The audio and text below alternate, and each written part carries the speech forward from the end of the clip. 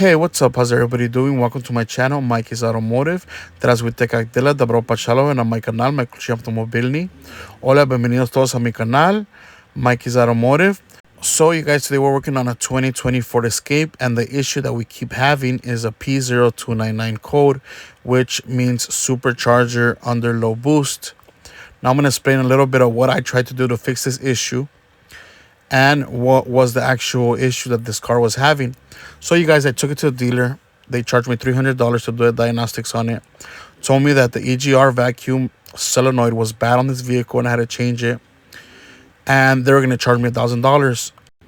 So I said, no way, I'll change it myself. What's the part number? Give me the part number. I'll go buy the part. So I went to the dealer, bought it for like 60 bucks, replaced it, and I kept having this issue. So they basically lied to me. And the real actual issue of this was the turbos were going bad on this vehicle. There's a part on the turbos called the wastegate that is like a valve that opens and closes whenever it wants to add boost to the vehicle. Now the wastegate wasn't closing properly, therefore the boost was going out through there. And since it wasn't closing, it wasn't creating boost, so it was throwing out that code, low boost, turbos under low boost. Now, if we go to a PCM codes, we're going to see these different codes that pop up, pointing us in the direction and telling us that the turbos are going bad on this vehicle. Now, the first code that we got was a P0246, which is an actuator of the wastegate. And that usually tells us that the turbo's bad or there's something wrong with the car's electric harness, or there's something wrong with the computer. But the actual problem of the wastegate actuator code was that it was telling us that the wastegate on the turbos were going bad. Now, to confirm that, it was also throwing a P0299 turbocharger under low boost, which is that wastegate, that piece on the turbo is called the wastegate. So I took it to the dealer and they ended up replacing the turbos on it. Okay, and they ended up charging me like $1,000.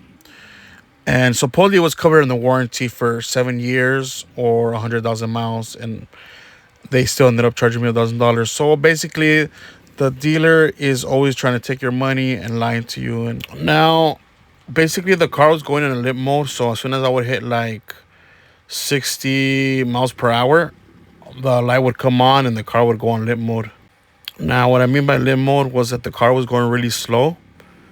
And basically, I was driving without the turbo, so there was no turbo boost, and the turbos were bad. And as soon as I would stop somewhere and turn the car off, that issue would sometimes go away. And basically, it would run normal again until I was running 60 miles per hour, and then it would go limp mode again, on and off, until it actually got worse and the light stayed on the whole time.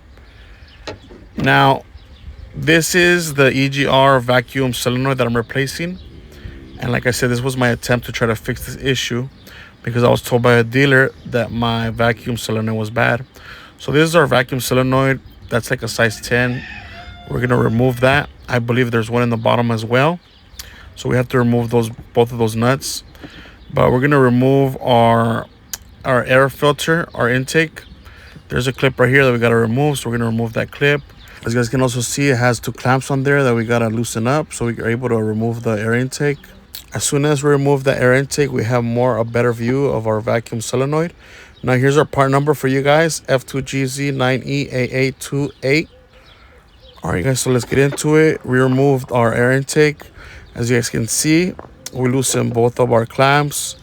We unplugged our mass airflow sensor. Okay, as you guys can see, that's usually on our air intake, that little plug right there. Now we have a better view of our vacuum solenoid.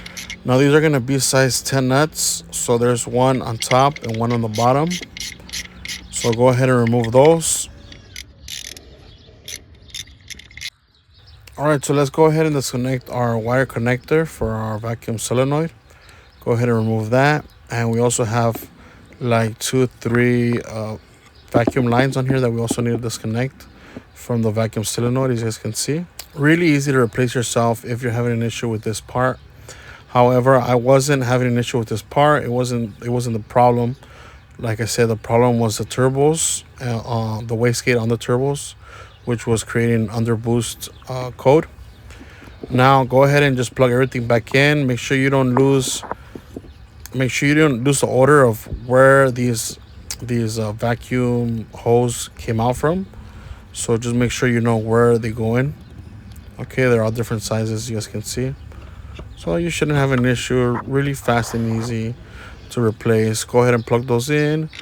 Put the vacuum solenoid back into the bolts. Go ahead and tighten the nuts down, and we're good to go. Okay.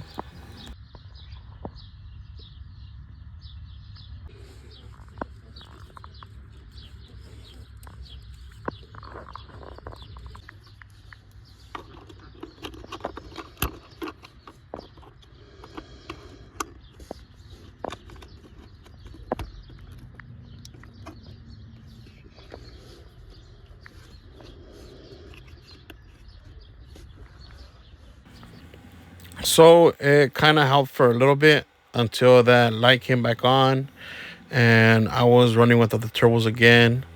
So like I said, as soon as I would hit like 60 miles per hour, I would get that little light flashing, and they would go away.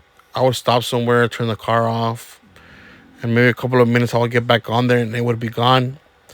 But once again, when I was going like up a hill at 60 miles per hour, that light would start flashing and the car would go into a limp mode and it would just go really slow. All right, you guys, so I want to show you guys something. This is an aftermarket high performance wastegate actuator.